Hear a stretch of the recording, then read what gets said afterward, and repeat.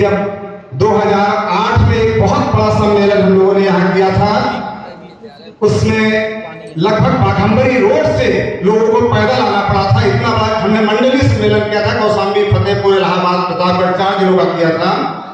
कम से कम ऊपर बिल्डिंग की छत से लेके बड़े हाथ से लेकर नीचे से लेके रोड तक कहीं कोई जगह नहीं थी। संजय गुप्ता जो आदरणीय मुख्यमंत्री जी की कृपा से पिछली बार विधायक रहे, वो भी यहीं से, इसी स्थान से उन्होंने अपनी राजनीति की शुरुआत की थी, शिक्षक संगठन से। और उसके बाद शायद कई रात यहाँ पर आदरणीय नरसिंह जी ने बुलाई होगी, और निश्चित रूप से ये भूमि उनके लिए इतनी फलदायी हुई कि उसके बाद जो चुनाव उन्होंने लड़ा, जो व्यक्ति पहले चुनाव में मात्र 25 वोट पाया हो, दूसरे चुनाव में लखनऊ खंड का एमएलसी हुआ। निश्चित रूप से इनकी अटूट मेहनत के साथ हम लोगों का जो सहयोग था, और मैं तो कहूंगा कि निश्चित रूप से इस प्रयागराज संगम के निकट जो देव्याभा का पहला सम्मेलन हुआ था, निश्चित रूप से ये कभी जीवन भर भूल नहीं सकते हैं। आदरणीय अशोक राठौर जी भी उसी की देन है। बहुत से ऐसे लोग रहे हमारे संगठन में, संजय मिश्रा जी जो इस समय सपा के एमएलसी थे, आज इस चुनाव में पराजित हुए, पूर्व एमएलसी रहे, वो सब लोगों की शुरुआत हम लोगों ने मिलजुल कर की थी। और एक समय ऐसा था कि जब हम लोग लखनऊ में विधानसभा का घेराव करते थे तो 25 से 30 हजार की भीड़ हम लोग के साथ जाया करते थे। और हम लोग कुछ ऐसी परिस्थितियां आई कि किसी ने आपकी पार्टी का दामन थामा, किसी ने सपा का थामा, लेकिन मेरा एक संकल्प था जिसका निर्वहन मैं आज तक कर रहा हूं कि मैं तब तक किसी पार्टी के नाम से, पार्टी के मेंबर के रूप में कभी मैं अपने शिक्षक संगठन को नहीं सौंपूंगा। मैं शर्तों पर, मैं अपनी बातचीत के आधार पर, चाहे मदरसा भाइयों की बात हो, चाहे संस्कृत महाविद्यालय विद्यालयों की बात हो, चाहे विभिन्न साथियों की बात हो, मैं अपनी बात को रखूंगा प्रमुखता से। और सरकार के माननीय लोगों को डिप्टी सीएम साहब की हैसियत सिर्फ यूपी तक नहीं है, आदरणीय मिश्रा जी और प्रधानमंत्री तक है। तो ऐसे नेताओं के पास मैं अपनी बात रखूंगा और अपने संगठन की बात को उनके माध्यम से ऊपर तक पहुंचाऊंगा। और जो पीड़ा आदरणीय नरेंद्र जी के पास है, जिसको व्यक्त करते थे, लेकिन आज सदन में पार्टी विप का उल्लंघन करने में अपने को असमर्थ पाते हैं, या हमारे उस तरीके से टक्कर होकर के लोग जैसे अपनी बात कहना है, मजबूरी उनकी, मैं उनकी व्यवस्था समझता हूं, लेकिन आज उनके अंदर वो पीड़ा है, वो दर्द है, मैं उस चीज को समझ सकता हूं।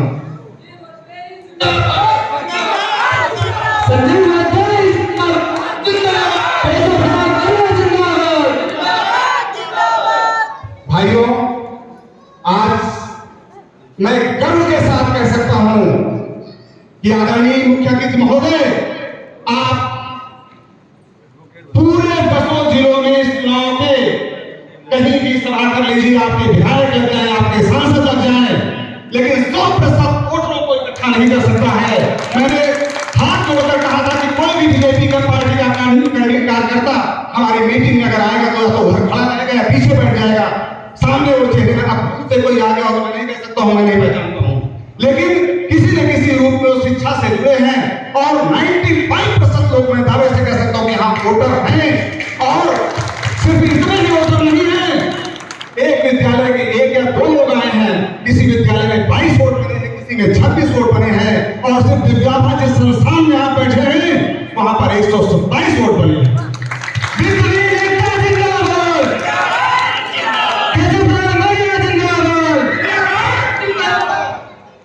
मैं आपको ये भी बताना चाहूंगा कि लोकसभा और विधानसभा में हमारे मदरसा के शिक्षक भाई पार्टी के हिसाब से मतदान करते हैं। संस्कृत के ज्यादातर लोग बीजेपी के साथ रहते हैं।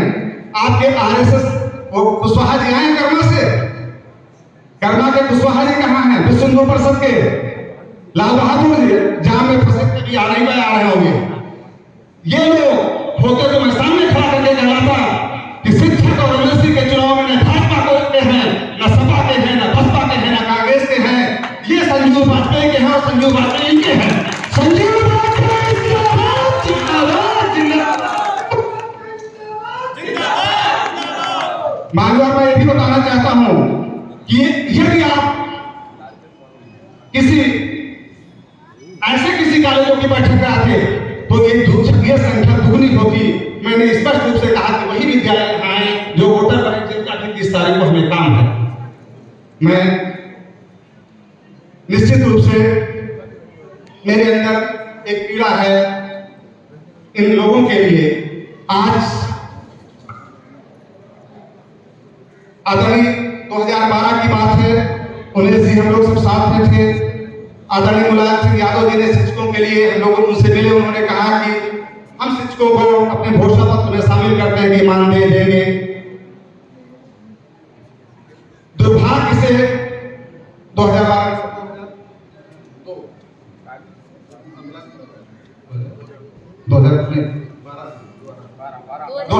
में सही उन्होंने कहा कि गृह शिक्षकों के लिए सेवा नियमावली बनाएंगे, मानदेय देंगे। लेकिन दुर्भाग्य मैं कहूंगा कि शायद मुलायम सिंह जी होते तो हमारे शिक्षकों की एक बहुत बड़ी समस्या हल हो जाती। माननीय डिप्टी सीएम और शिक्षेत्र कर्मचारी है, यदि एक परिवार के औसत 5 व्यक्तियों का आप जोड़ लीजिए तो 25 लाख वोटर प्रभावित हो सकते हैं इससे।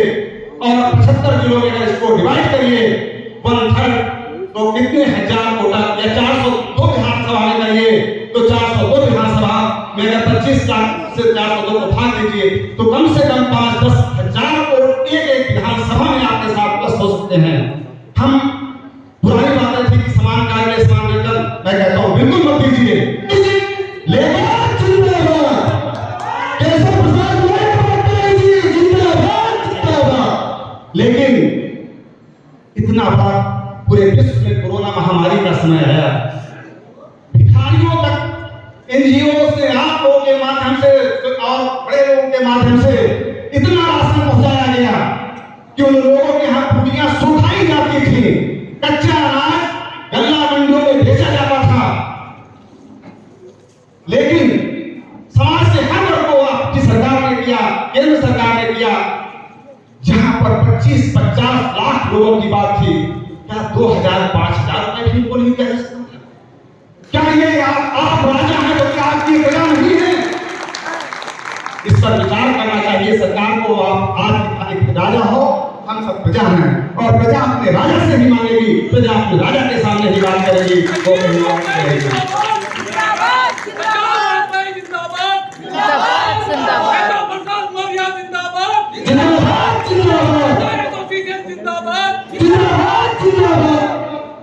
मानवर, मैं ये बहुत पुण्य भूमि है, आपको मैं संक्षिप्त में बताना चाहूंगा कि स्वर्गीय हेमवती नंदन बहुगुणा से लेकर डॉक्टर राजेंद्र कुमार वाजपेयी से लेकर doctor VP Singh chief minister होने के बाद रानी साहिबा अपनी पत्नी के साथ, अमिताभ बच्चन जी, आदरणीय अशोक वाजपेयी जी हमारे जो बड़े भाई हैं उनके साथ, जया बच्चन 2 बार इस कैंपस से, किसी को मैंने आज तक नहीं बुलाया जैसे आपको नहीं बुलाया। आपके कहा मैं चलूंगा, ये सौभाग्य है इस धरती का कि आज तक किसी भी नेता को मैंने नहीं बुलाया है। मेरे यहाँ एनुअल फंक्शन होता है तो मां सरस्वती मुख्य अतिथि होती हैं और हम लोग कर लेते हैं, हमारे स्कूल के साथी लोग आते हैं।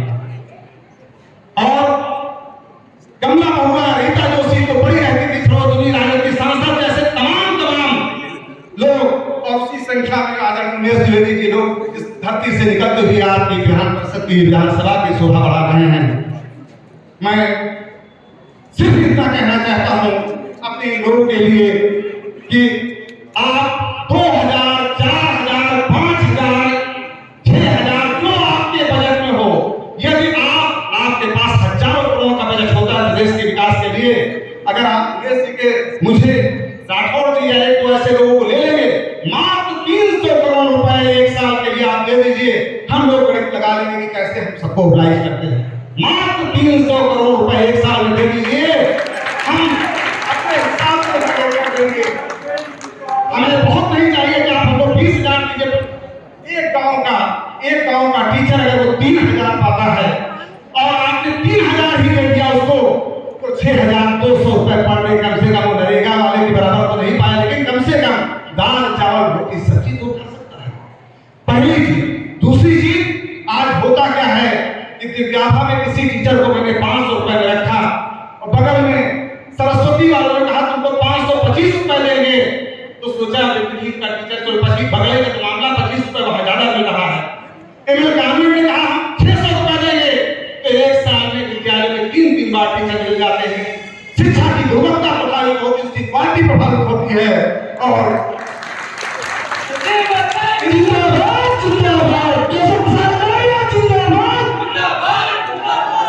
इनकी शिक्षा, बच्चों की शिक्षा प्रभावित होती है। और वो शिक्षक जब आप अभी एमएलसी के चुनाव में आपकी गाइडलाइंस है निर्वाचन आयोग की कि पिछले 6 साल में 3 साल कहीं भी शिक्षक रहा हो, मैं बहुत दुख के साथ कहना चाहता हूं कि आज यहाँ पर जगह न होती मैंने 6000 फॉर्म भरवाए थे, लेकिन ये सफाई डीआरएस जो आज भाजपा का बन गया है आपके दबाव से, इसने लाल बिहारी यादव के कहने से संजीव वाजपेयी के 1900 वोट कटवाए हैं, क्योंकि उसको मालूम था कि हर्ष वाजपेयी मेरा भतीजा है। अशोक राठौर हो या बाबूलाल तिवारी हो या सिंधु मिश्रा हो, किसी को भी टिकट मिलेगा संजीव वाजपेयी के साथ रहेंगे। उमेश द्विवेदी मेरा छोटा भाई है, वो एमएलसी है, मैं जाऊंगा कहां। जब मैंने विरोध किया, मैंने उमेश जी से कहा कि सफाई मानसिकता का व्यक्ति एसपी पटेल का साथ दे रहा, पटेल को विवाद कर रहा, मेरे साथ 50 लोग भी बैठे हैं। आप भाई वो जाता नहीं जाता मेरे साथी हैं, मैं उनके सामने कह रहा हूं, तो उससे जो भी रचना रची लाल बिहारी यादव लखनऊ से आ रहा, वो कहा कि अगर आप चाहोगे तो मैं विरोध नेता प्रतिपक्ष हो जाऊंगा, एक सीट की कमी है। और रवि पटेल और डीआरएस सिंह ने मिलकर के इलाहाबाद में तो 2800 वोट कटा, 1900 वोट मेरे कटे हैं, वरना उस वोट से आपकी गाड़ी यहाँ तक नहीं आ सकती थी। ये दुख है, ये पीड़ा है। मान्यवर जी, मैं सिर्फ आपसे ये कहना चाहता हूं कि 2-3 चीजें हैं। संक्षेप कहने की बात नहीं है, आपको बात सुननी ही चाहिए। अगर इनके गीत नहीं सुनेंगे तो कब हम आपसे विस्तृत बात करेंगे। कार्यक्रम है लेकिन थोड़ा सा मानवर, ठीक है मानवर, थोड़ा सा विधिहीन पे आते हैं। अभी विजय ज्ञान स्कूल शिक्षा ने कहा कि यदि कहीं नकल होती है तो रास्ता ऐसे लगेगा कुर्ती की जाएगी। बहुत अच्छी, मैं कंपटीशन से आता हूं। संक्षिप्त में 4 साल से इलाहाबाद के न्यूज़पेपरों में या प्रदेश के न्यूज़पेपरों में आप पढ़ रहे हैं कि चाहे कोई भी प्रतियोगी परीक्षा हो, पेपर आउट हो रहा है, विद्यालय में रैकेट्स पकड़े जा रहे हैं। 31 विद्यालय इसकी अपने दागी करके दिए हैं। ये हो कैसे रहा? डीआरएस के यहाँ से जो शंकर धनंजय सोनी बना रहा है, आप ठिकाना देख लीजिए, 25,000 रुपए, 20,000 एक पाली परीक्षा का और 25,000 रुपए 2 पाली की परीक्षा का बनाने के लिए सेंटरों से पैसा लेता है, कुछ प्रतिष्ठित विद्यालय में डेट को छोड़कर। और जी नहीं, ये ऐसी मेरा निवेदन है कि ऐसे और 4 बार सस्पेंड और उसी जगह पर बहाल होता है, तो मेरा निवेदन है कि ऐसे लोगों को 1-2 लोगों को दंडित करना चाहिए। मैं अंत में, चूंकि अब आपने अध्यक्ष जी ने कहा है, मैं एक प्रत्यावेदन दे रहा हूँ और प्रत्यावेदन के माध्यम से आपको ये बताना चाह रहा हूँ कि यदि आपने विभिन्न शिक्षकों की एक छोटी सी बात को मान लिया तो निश्चित रूप से जहां पर 60-70 सीटों में आप 1000-2000 से हारे हैं, लिख लीजिए आज और संजीव वाजपेयी अगले 2026 के चुनाव के बाद भी आपके साथ रहेगा। अगर वहां पर 5000 से आप न जीते 10,000, जहां पर 400 से 5000 प्लस से ना जीते, 10,000 प्लस से नहीं जीते, तो कोई बात नहीं है, क्योंकि संगठन है और हर ब्लॉक में, हर तहसील में हमारे विद्यालय हैं। एक अगर 10 विद्यालय हैं, 20 टीचर हैं, तो निश्चित रूप से आपको के बीच में जाएंगे और आपकी बात करेंगे। मैं आज इन्हीं शब्दों के साथ आदरणीय हर्ष जैसे भी विधायक हमारे कहूंगा कि सिंटू मिश्रा हमारा यहाँ का प्रबल दावेदार, मेरा प्रबल तहसील, मेरा भतीजा है। कहीं भी पार्षद के चुनाव में इसके खिलाफ आप मतलब कहीं लिखा पढ़ी मत करिएगा। एक मंच में बहुत दिन बाद आए हैं लोग और शिवांगी जी हैं, पर भी अपनी कृपा दृष्टि बनाइए। हमारे दो लोग हैं। मैं आज इस मंच के माध्यम से, जो मैंने बहुत जल्दी में भी बनाया है, एक ज्ञापन दे रहा हूं आदरणीय डीसीएम साहब को। सेवा में श्रीमान केशव प्रसाद, उप मुख्यमंत्री उत्तर प्रदेश सरकार, विषय वित्तहीन विद्यालय के प्रधानाचार्य, शिक्षक और शिक्षेतर कर्मचारियों की प्रमुख मांगों के संबंध में।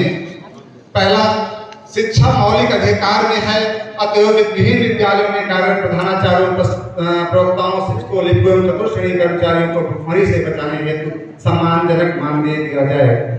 दूसरा, संस्कृत विद्यालयों में अध्यापकों की नियुक्ति व इन विद्यालयों को और सुदृढ़ बनाया जाए। तीसरा, मदरसों को और आधुनिक एवं तकनीकी शिक्षा से जोड़ा जाए। चौथा, शहरी क्षेत्रों के विद्यालयों में विद्युत कर सामान्य घरेलू दर से लिया जाए।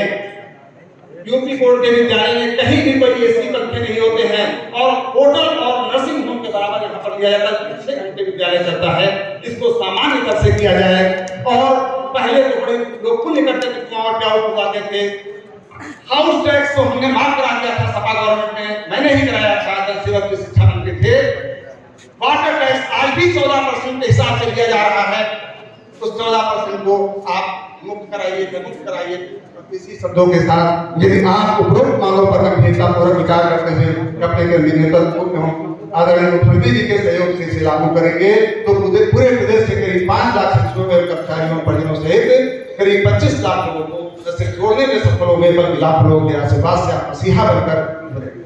मैं अब लास्ट में जो इस आज की मीटिंग का मुख्य मुद्दा था, आदरणीय बाबूलाल तिवारी जी इलाहाबाद झांसी खंड शिक्षक क्षेत्र के प्रत्याशी हैं और इसीलिए मंच सजाया गया था, आप लोगों को मालूम ही है। इनके समर्थन में आदरणीय अशोक राठौर जी, जिनको पिछली बार हम लोगों ने रन बनाया था, आ गए हैं। अब कहीं कोई संशय नहीं है। मैं चाहता हूं एक बार हाथ उठा लीजिए और कहते कि बाबूलाल जी जाइए और बुंदेलखंड से जीत को लेते हुए आइए। जय हिंद, जय शिक्षक, वित्तहीन एकता जिंदाबाद, जिंदाबाद।